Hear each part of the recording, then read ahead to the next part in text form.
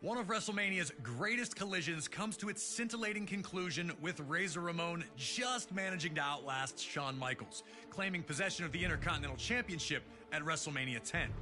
The latter match would open the door for future classics, like the TLC and Money in the Bank matches as well, forever sealing its place in WrestleMania lore.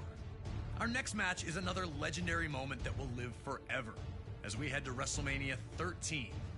Rosemont, Illinois would play host to the most important night on the sports entertainment calendar.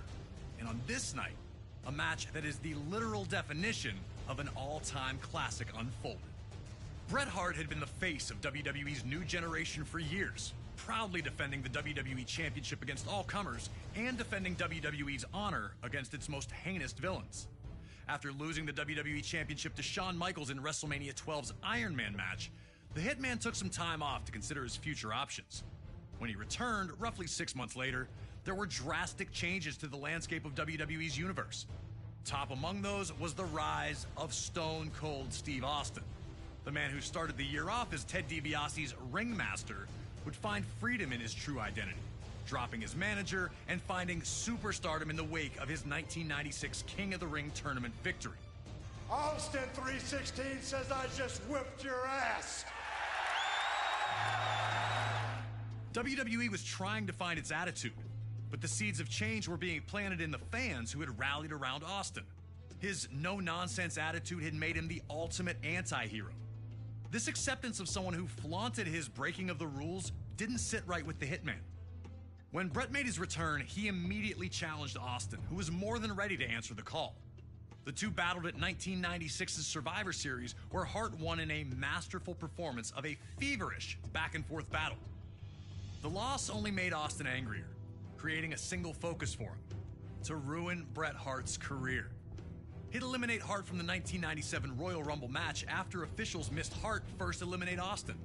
The night after Hart captured the WWE Championship at Final Four, Austin would interfere in Hart's first defense on Raw, ending the reign before it could even get started.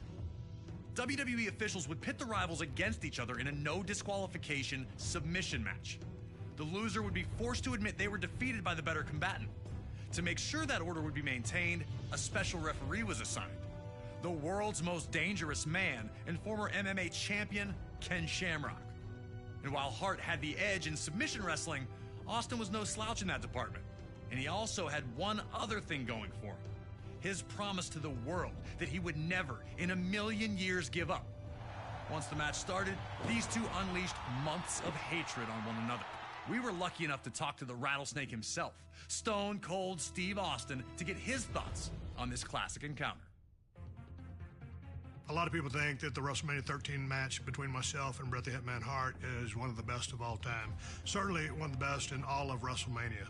To me, it's a very special match because everything happened so magically, and specifically WrestleMania 13 cemented the legacy of who and what Stone Cold Steve Austin was. From start to finish, we started it off, we brawled out, we came back into the ring, we brought various factors from around the ring into the ring to use against each other.